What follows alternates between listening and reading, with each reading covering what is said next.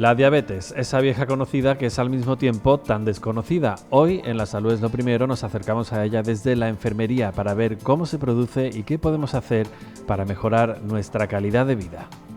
Hablamos hoy de diabetes y enfermería y esa relación que tienen. Vamos a hablar con Adrián Ortega Sevillano, enfermero de los centros de salud de aquí de Écija. Hola. Adrián, bienvenido a nuestro programa. Encantado. Bueno, hablamos de diabetes, que es una cosa que todos estamos muy acostumbrados a oír, pero a lo mejor no todo el mundo conoce esos detalles, ¿no?, que hay que conocer de la enfermedad. Vamos a hacer, si te parece, una primera pregunta esencial, que es la diabetes, ¿no? Eso es lo que quería. Vamos a pasar un poquito aquí para que se vea de fondo, ¿vale? Y vamos a explicar un poquito qué es la diabetes. La diabetes, según la OMS, que es la Organización Mundial de la Salud, es una enfermedad crónica, que esto quiere decir que es una enfermedad que no tiene cura. Una vez que te diagnostican de la diabetes, ya eres diabético para siempre. Para siempre. ¿Vale? Y que afecta al metabolismo de la glucosa, ¿vale? Que es lo que pasa, se caracteriza porque hay niveles de glucosa o de azúcar alto en sangre. Esto es lo que define la diabetes según la OMS. Pero antes de explicar el resto de cosas, me gustaría explicar un poquito las hormonas principales que actúan en esta enfermedad. Vale. Hablamos siempre de la insulina y del glucagón, que este es menos conocido. La insulina para todo el mundo es conocido porque todo el mundo sabemos el diabético que estamos tomando en un cumpleaños, va a tomarse un trozo de tarta y se pone su pinchacito para que no se le suba el azúcar, ese tipo de cosas, pues estamos muy acostumbrados a... Sin embargo, del glucagón no tanto. Y estas dos hormonas son dos hormonas que se segregan o se crean en un órgano muy importante que se llama páncreas, ¿vale? El páncreas tiene unas células que se llaman beta, que son las que se encargan de crear insulina, y otra que se llama alfa, que se encarga de crear el glucagón, ¿vale? Ajá. Entonces, el funcionamiento de cada una, ¿vale? La insulina, digamos que cuando hay glucosa o azúcar en sangre y es muy alto, ¿vale? Esta tiende a pasar y hacer que esta glucosa o este azúcar entre dentro de la célula y las células pueden hacer su funcionamiento. No sé si me he explicado. Sí, un poco la energía de la célula, ¿no? Exacto, lo que hace es crear energía para que la célula pueda funcionar. Pero es, digamos, la que tiene la llave para que entre dentro, si no se quedaría en el torrente sanguíneo, ¿vale? Y sin embargo, el glucagón es una hormona contrainsular, hace el efecto contrario que tiene la insulina. La insulina, digamos, que baja el nivel de glucosa en sangre porque lo que hace es dejarla entrar en la célula, y sin embargo el glucagón lo que hace es subir los niveles de glucosa en sangre. Cuando tenemos una hipoglucemia, cuando están los niveles de glucemia bajos en sangre, esta hormona se activa, el páncreas empieza a funcionar y esas células alfa crean más glucagón para que suba un poquito el azúcar en sangre. ¿Me he explicado, no? Totalmente. Porque vamos a explicar un poquito los tipos de diabetes, que nos vamos a centrar un poquito, sobre todo en la diabetes tipo 1 y la de tipo 2, que son las más importantes. Son las más comunes, ¿sí? ¿No? Entonces, si no entendemos esto, va a ser difícil diferenciar una y otra, ¿vale? Mira, yo del glucagón no tenía idea. De la insulina sí la conocíamos todos, pero está bien saberlo. Pues vamos perfecto. con esos tipos, Adrián. Venga, pues vamos a pasar aquí para que se vea de fondo, ¿vale? Primero los voy a nombrar un poquito los que hay, porque vamos a explicar la diabetes tipo 1 y la diabetes tipo 2, pero también vamos a nombrar los más comunes, ¿vale? Que sería la diabetes tipo 1, la diabetes tipo 2, la diabetes gestacional, que digamos que es la diabetes de las embarazadas, ¿vale? Que puede ser una diabetes que se cursa solo en el embarazo, o a veces, por desgracia, después del embarazo la mujer sigue siendo diabética, ¿vale? Y luego está la modilada, que son otras un poquito más extrañas, pero solo por nombrarla, que esa no vamos a hablar, ¿vale? Vale. Y luego ya nos vamos un poquito a la fisiopatología de cada diabetes, ¿vale? Que esas son, digamos, las causas, ¿no? ¿Por qué se produce la fisiopatología, se puede decir, es por qué empieza a fallar el organismo y provoca esa enfermedad, ¿vale? Entonces, en la diabetes tipo 1 es una diabetes que está enfocada a personas más jóvenes, ¿vale? El debut, que es como se suele decir en esta enfermedad, que es el inicio de la enfermedad, el inicio de los síntomas hasta que se diagnostica, es en unas personas más jóvenes, ¿vale? Y digamos que he explicado antes lo de las células beta, las células alfa con la insulina y el glucagón y todo esto para que se entienda de que esta enfermedad es una enfermedad autoinmune. ¿Qué es lo que hace? Que se destruyen las células beta. Entonces nuestro propio organismo destruye esas células del páncreas que segregan la insulina. Por lo tanto, no tenemos que pincharnos la insulina directamente, porque es que no se crea nada. La producimos nosotros, ¿no? Exacto. Entonces, esta enfermedad autoinmune pues lleva a que pongamos diferentes patologías y diferente cronicidad a lo largo de la vida que puede provocar muchísimas complicaciones a lo largo, ¿vale? ¿No? Sin embargo, cuando hablamos de la diabetes tipo 2, es al contrario. Se suele dar en personas más mayores el debut y suele ser a partir de los 45 años, que es cuando se empiezan a hacer los cribados un poco y eso. Ahí cuando empieza a fallar ya todo. Ahí está, ya empieza un poquito a fallar una cosa, empieza a fallar otra. Pues esto pasa porque, por varios motivos, puede haber un carácter genético, ¿vale?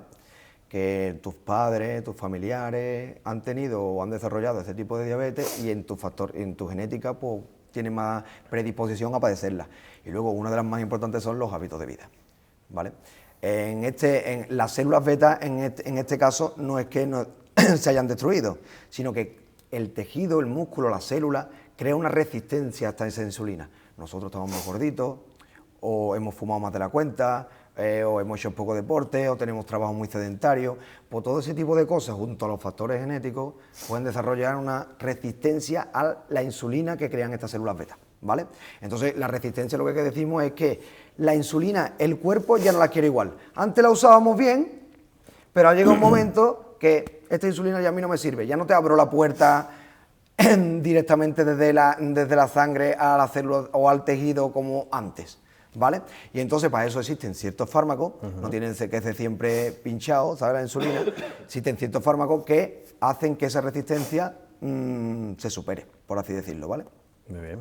A lo largo del tiempo a veces la resistencia va aumentando y al final terminan necesitando administrarse insulina como los diabéticos tipo 1. Claro, claro. Pero no pasa, es una cosa que sí me gustaría comentar, es que cuando tú te empiezas a poner insulina, pero haces un diabético tipo 2, no pasa a ser un diabético tipo 1, ¿vale?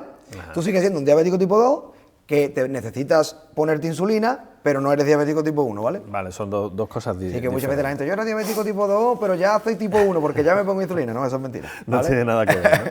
Existe una cosa que se llama la prediabetes. Exacto. ¿Qué es eso? Sí, la OMS hace tiempo ya, porque antes siempre estábamos personas que no tienen la enfermedad, personas que tienen la... Hoy vamos a quitar la música que... Tenemos aquí... Esto se ha puesto ahí, no sé por qué. Nos hemos animado. Hablamos de la prediabetes. ¿Por qué? Es muy importante la prediabetes. Porque antes de desarrollar la enfermedad hay un proceso intermedio, ¿vale?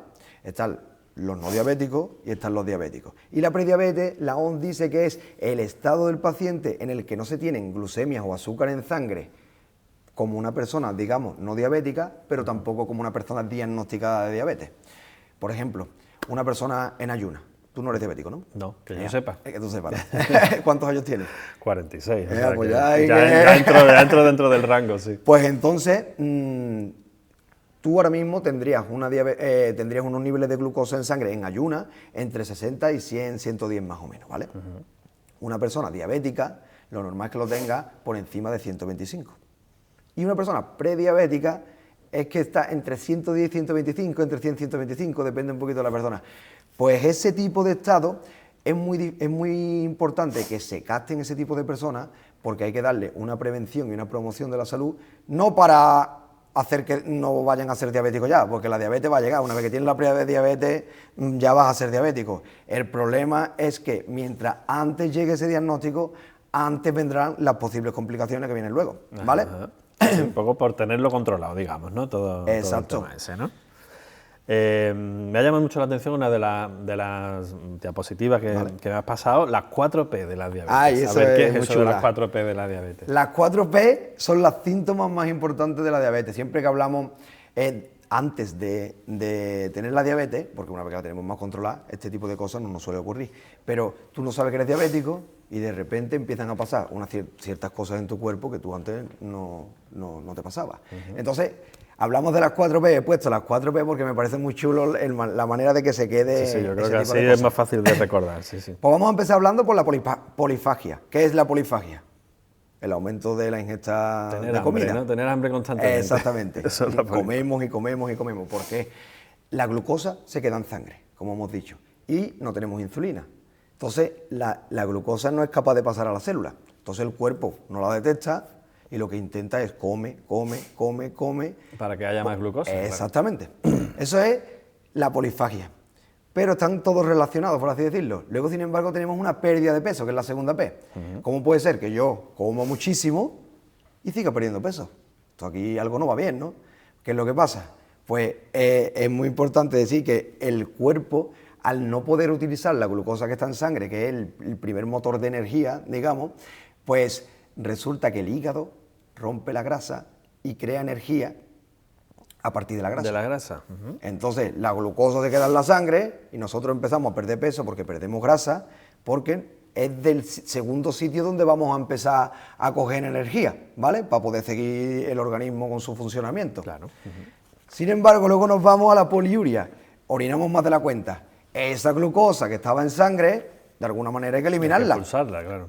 Pues llega al riñón y el riñón pues, empieza uno otro a orinar muchísimo porque esa glucosa que no es utilizada se tiene que eliminar de alguna manera para compensar y que la hiperglucemia, o sea, los niveles de glucosa alto en sangre se vayan bajando, ¿vale? Y luego por último, que es la cuarta ya, es la polidiccia, que esa es más difícil de entender por la palabra, es el aumento de la ingesta de agua. Nosotros orinamos mucho, pues para no deshidratarnos necesitamos beber. Entonces son 4 síntomas que están muy relacionados los unos entre otros, porque no tiene mucho sentido si lo ves de manera individual, pero que se relacionan con una manera de compensación total del cuerpo, tanto para crear energía como para no intoxicarse, ¿vale? Podemos decir que si alguien en casa se está notando esos síntomas, que puede ser que vaya al centro de salud, ¿no? Y le haremos un estudio e intentamos que vaya todo lo más rápido posible. ¿Qué hace la enfermería en estos casos, Adrián? Porque en tu caso tú eres enfermero, ¿cómo actuáis los enfermeros con...? Nosotros lo más importante, como siempre digo, es la promoción y la prevención de la salud. Esa es, digamos, que es la herramienta más importante de la enfermería hoy en día y yo creo que de la sanidad en sí. Yo creo que la atención primaria es muy importante porque si la enfermedad no llega o si llega, no produce las complicaciones o tardan en producirse las complicaciones, pues todo va a ir muy bien. ¿Y cómo se hace eso? Lo primero, con educación para la salud. ¿Qué hacemos? A los pacientes, primero, individualizar los cuidados. ¿Por qué? Porque no es lo mismo un paciente de 80 años que un paciente de 30, ¿no?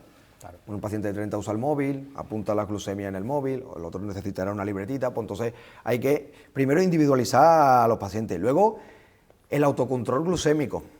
¿Qué hace? El paciente tiene que saber cuáles son los límites de glucemia que a él le provocan ciertas patologías o ciertas complicaciones, ¿vale? En el día a día, ¿no? Exacto, saber detectar las hipoglucemias y la hiperglucemia, que la hipoglucemia, como hemos dicho, la vamos a explicar ahora después, pero es la bajada de azúcar en sangre y la hiperglucemia es la subida de azúcar en sangre, ¿vale? Y luego también las técnicas de ponerse la insulina si fuera necesario, y también me gustaría hablar de un poquito del manejo emocional, porque cuando a un paciente le diagnostican la diabetes, todo no es la patología y tal, también el estado emocional del paciente. Es un shock al final, ¿no? Te va a cambiar la vida, sí o sí, ¿no? Tú antes te ibas a una boda y te podías tomar 3 copas y ahora ya esas 3 copas sabes que te pueden provocar problemas que te tengas que ir a casa o te tengas que ir incluso al hospital. Si no toleras bien, si no sabes cómo te tienes que poner la insulina, tienes que saber controlarte muy bien y eso, claro, es un cambio de vida importante, ¿vale? Luego también lo que hacemos es, en enfermería, en la consulta de enfermería, es control también del resto de constantes, porque la hipertensión es un factor de complicación, el perímetro abdominal, en fin, la dislipemia, que es el colesterol, en analítica y eso, y hacemos un registro de la glucemia para llevar un control del paciente, ¿vale? Luego, mejorar la alimentación, que digamos que el resto de recomendaciones se podría aplicar a para cualquier todos, persona. Realmente, sí, lo decimos en casi todos los programas. Exacto, evitar un poco lo que es los hidratos de carbono refinados, las grasas saturadas, aumentar el consumo de verdura y de fruta, ¿vale? Es que tampoco es controlar el tamaño de las porciones, no comer en excesivo, sobre todo los azúcares, ¿sabes? Sino que intentar que el plato tenga porciones adecuadas de cada alimento, ¿vale? Y luego aumentar un poquito la actividad, que se dice que son 150 horas semanales, eso sería más o menos 50 minutos 3 veces a la semana, ¿vale? Y ahora también hace poco se ha visto que los ejercicios de fuerza son muy importantes para la prevención y la promoción de la salud. Entonces, si añadimos 2 días de ejercicios de fuerza, mucho mejor, ¿vale? Genial. Perder un poquito de peso si estamos obesos, si no, no, ¿vale? Dejar de fumar. Esto es lo de siempre, ¿sabes? Siempre, sí. Y dormir bien y descansar, que también sirve no solo para la gente que tiene diabetes, sino para los que tienen patología y los que no. y evitar el estrés, que eso es más complicado hoy en día. Lo hemos hablado antes, Adrián, los que llegamos a los 45 comenzamos a tener ya esas fallas mecánicas en el organismo. Exacto. Se hacen pruebas, ¿no? Estamos en cuando hablamos de la diabetes tipo 2, nosotros captamos muchas veces cuando llega un paciente de 45 años a la consulta, ¿vale? tanto médicos como enfermeros.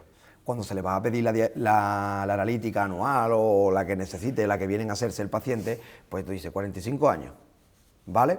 Pues ya tenemos que empezar a hacerle ciertas pruebas que son un cribado de la diabetes, ¿vale?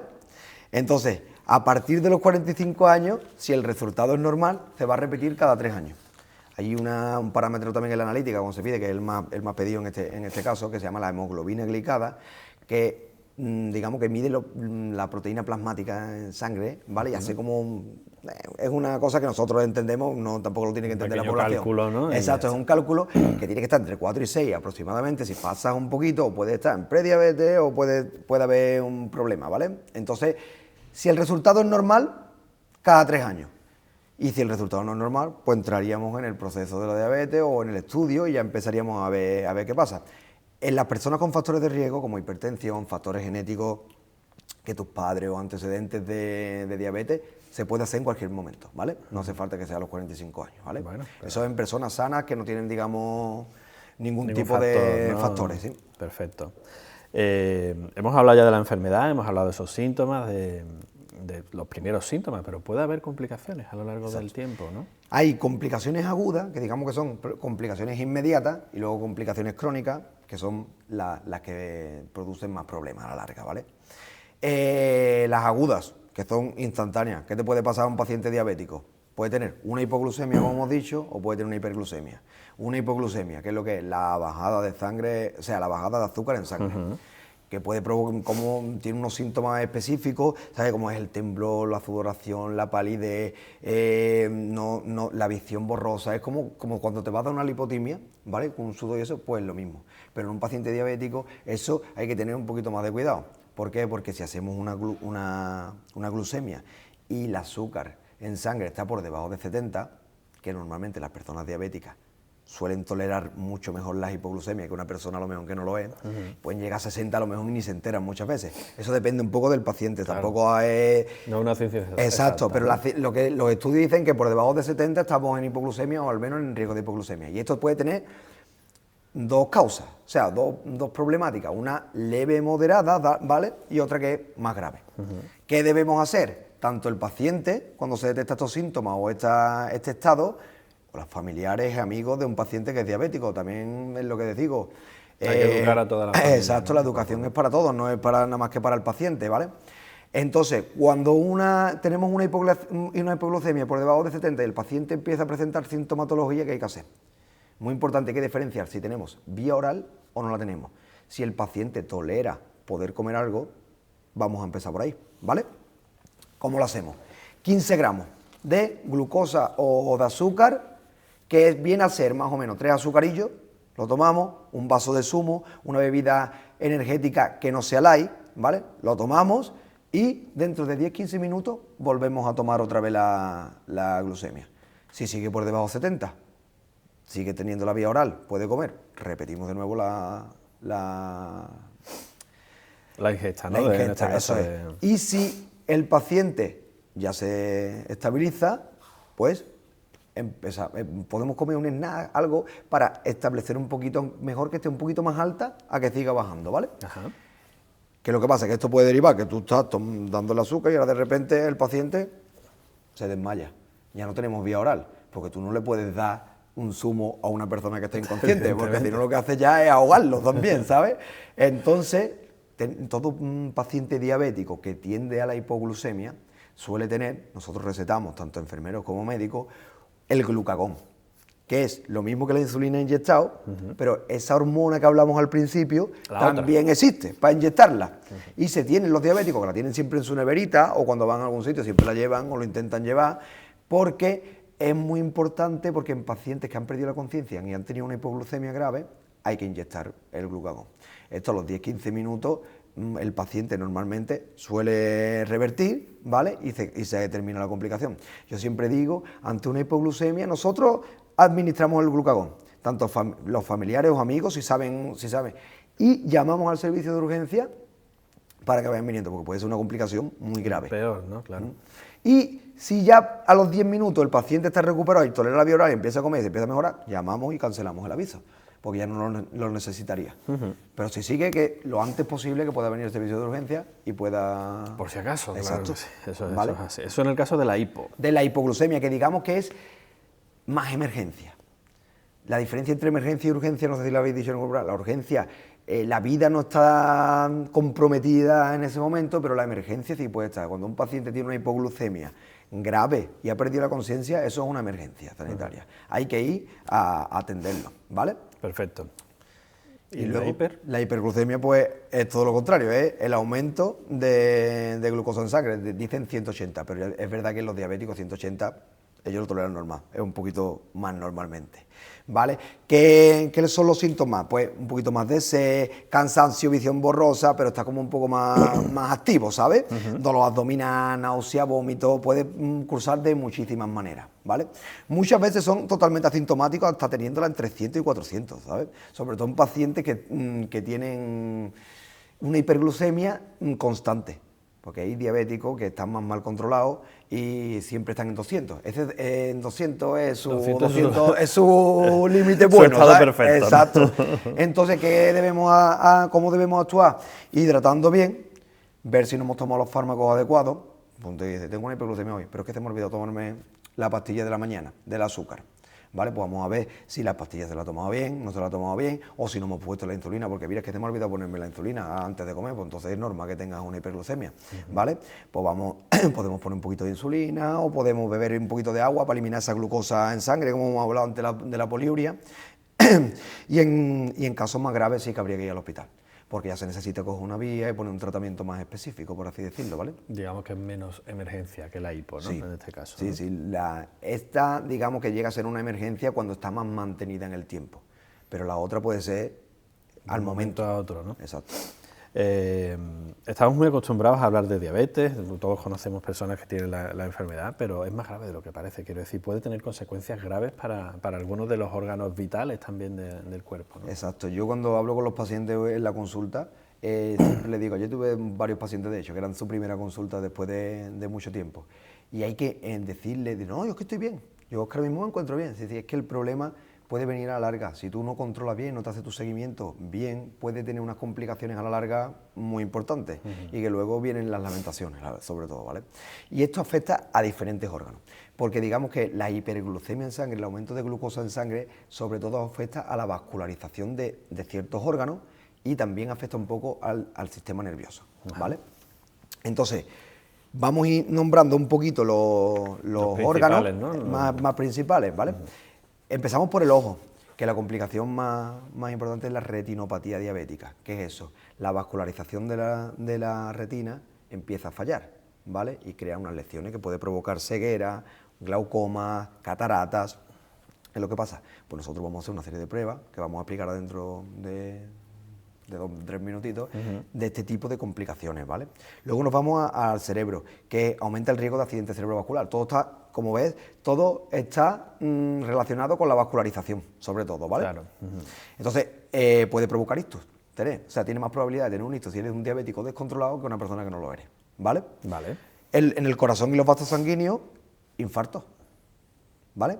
El músculo del corazón, como es un músculo y también necesita energía, pues también va a tener problemas a la larga si tenemos hiperglucemia descontrolada a lo largo del tiempo. Eso mucha gente puede que no lo sepa, quiero decir. Mucha gente pensará a lo mejor que la diabetes es eso, bueno, pues se me sube el azúcar, se me baja el azúcar, pero no piensa en estas consecuencias. En ese tipo, claro, porque eso siempre hay que decirle a los pacientes que a la larga hay órganos que van a sufrir muchísimo y que puede tener unas complicaciones severas que dice, le ha dado un infarto, un hombre de 50 años. ¿Qué tenía? Era diabético, que no tenía nada. No tenía nada. Exacto, que lo único que era diabético, no, pues es que la diabetes es uno de los factores más importantes. De hecho, es la principal causa de mortalidad en diabéticos, ¿vale? Fíjate. El infarto. Fíjate. ¿Vale? Y luego tenemos algunos más, como son los nervios periféricos, que es la neuropatía diabética, como he dicho, dolor, hormigueo, calambre, sobre todo en las extremidades inferiores, porque los nervios también están un poquito dañados por tener niveles de glucosa alto en sangre, ¿vale? Luego vamos al riñón, si tú haces funcionar mucho el riñón y está más mal vascularizado, pues también pueden venir nefropatía diabética, ¿vale? El sistema genital urinario, como disfunción eréctil en hombres, que también por lo que te he comentado antes, el carácter emocional de esta enfermedad también, ¿sabes? Porque eso es a una persona que no puede, con 50 o 60 años, que no puede tener relaciones sexuales, pues, o le cuesta más tenerlas, le puede afectar también, ¿vale? Y luego la piel y los pies, ¿vale? Esto va un poquito de la mano, porque digamos que un paciente diabético tiene mucho más riesgo de úlceras, ¿vale? Y de mala cicatrización de esta úlcera. O sea, si tenemos una úlcera en un pie de un diabético, va a tardar muchísimo más en cicatrizar, o incluso sea imposible que lo hagamos. Incluso pueden llegar a las amputaciones de dedos, incluso piernas enteras, ¿vale? Qué barbaridad, sí, sí. Se hacen pruebas, como tú decías antes, ¿no? Se hacen pruebas desde el servicio de enfermería en este caso, ¿no? Nosotros tenemos, digamos, un cribado de complicaciones y tenemos varias pruebas que realizamos además en el servicio de atención primaria para detectar, digamos, igual que antes hemos hablado de la prediabetes, pues vamos a hablar un poco del proceso del pre de estas posibles complicaciones, ¿vale? Vamos a hablar de la retinografía en pacientes diabéticos. ¿Qué es la retinografía? La retinografía, nosotros tenemos un aparatito en el centro de salud, citamos a los pacientes diabéticos y lo que le hacemos es unas fotos del fondo del ojo, de la retina, ¿vale? Y vemos cómo está esa vascularización. Esas imágenes las mandamos al facultativo, al médico de atención primaria, que se encarga de leerlas y si ve alguna alteración, pues se hacen las cosas pertinentes que deben hacer en un inicio de este tipo de cosas, ¿vale? La frecuencia recomendada, pues depende del paciente, ¿vale? Anual es en pacientes con más de 10 años de evolución de la enfermedad. Si somos diabéticos y llevamos ya más de 10 años con la enfermedad, vamos a hacerla anualmente, ¿vale? Cada 3 años, si el paciente lleva menos de 10 años. Y luego un poquito ya al gusto del profesional sanitario es cuando vemos pacientes que tienen factores de riesgo, pues puede hacerse, pero cada 1 o 2 años si la anterior ha sido normal, ¿vale? Sí, claro, cada persona, digamos, requiere un tipo de frecuencia, ¿no? ¿Y qué pasa si se detecta? Si se detecta la retinografía, el médico normalmente deriva al servicio de oftalmología para que vayan el especialista ya a hacerle un seguimiento de lo que es la lesión que tiene ahora mismo el paciente en ese órgano, por así decirlo, ¿vale? Eso en cuanto al ojo, pero también se hacen otro tipo de... Se hacen otro tipo de cribado también, sí. Y como vemos ahí abajo se hace el índice, cosas muy raras, índice de tobillo-brazo, monofilamento, pulsopedio tibial posterior, diapasón, ¿vale?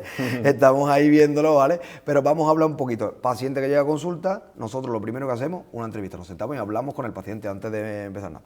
Y hacemos una exploración del paciente. Tienes deformidades en los pies, le miramos los pies, tienes juanete, tienes callo, las uñas tienen hongos cuando están muy gruesas o lo que sea. Va usted al podólogo, ¿cómo se corta usted las uñas? Y te dicen, yo con el corta uñas, nunca hay que cortarse las uñas con el corta uñas. Estamos muy equivocados. La diabetes, las uñas, que es una cosa muy importante, el corte de uñas, nunca se debe hacer de forma redondeada. Hay que hacerlo siempre de manera recta y limando los picos, porque así evitamos que la uña se encarne en el crecimiento y pueda provocar lesiones o úlceras que como hemos dicho anteriormente, son fatales en este tipo de personas, ¿vale? Pues todo este tipo de cosas, miramos el cuidado de la piel, si se seca entre los dedos después de la ducha, porque la humedad también puede provocar lesiones, ¿vale? Si va al podólogo o no va al podólogo, si fuma o no fuma, ¿vale? Pues todo ese tipo de cosas los vamos apuntando para ver el tipo de riesgo que va a tener el paciente, ¿vale? Es curioso, ¿eh? Que se tenga en cuenta ese tipo de cosas, ¿sí? Y luego ya empezamos la exploración física, que son las pruebas que hemos nombrado antes. Primero está el índice de tobillo-brazo, que ¿qué es eso? Pues eso tomamos la tensión en un brazo y en los 2 tobillos, ¿vale? Y tenemos un aparato que se llama MESI, que hace como una relación entre esas tensiones y lo que te dice es si tenemos una patología arterial, ¿vale? Si tenemos una patología arterial, pues a lo mejor hay que derivar al servicio oportuno, ¿vale? Mandamos al médico como siempre para que la lea y que tenga, digamos, la prueba en la historia clínica de salud del paciente y que decida dónde tiene que derivar el paciente o si él lo puede solucionar, ¿vale? También miramos los pulsos pedios y tibiales posteriores para ver si hay pulso en las extremidades distales, porque si no hay pulso, mal vamos, ¿vale? ¿No? Y también tenemos otras 2 pruebas, que una digamos que es sensorial, ¿vale? Que es la del monofilamento. Nosotros ponemos la planta del pie y le decimos al paciente que no puede mirar, le damos con un monofilamento, que es una cosita muy finita, que da una sensibilidad justa, ¿vale? Y empezamos a tocar partes del pie. Si el paciente lo siente, ¿dónde te estoy tocando? En el dedo gordo. ¿Dónde te estoy tocando? En el talón. Vamos apuntándolo. Si la sensibilidad está normal, perfecto, que la sensibilidad empieza a fallar, pues tenemos que apuntarlo, y nosotros tenemos una tabla donde nos va a decir cuál es el tipo de riesgo del paciente, ¿vale? Y otra cosa que se llama diapasón, que lo que hace también es medir la sensibilidad vibratoria. Si notas las vibraciones, puede ser anormal, y si no la notas, pues también puede tener ciertas complicaciones. Y cuando terminamos todo este conjunto de cosas, pues entonces valoramos el riesgo que tiene el paciente de este tipo de enfermedad, ¿vale? ¿Cada cuánto se hacen estas cosas? Pues lo hacemos, depende también, como todo. Si el riesgo es bajo, después de haber hecho todas estas cositas, pues lo hacemos anualmente, ¿vale? Si el riesgo es moderado, cada 6 meses. Y si el riesgo alto es cada 3 meses o en cada visita de paciente.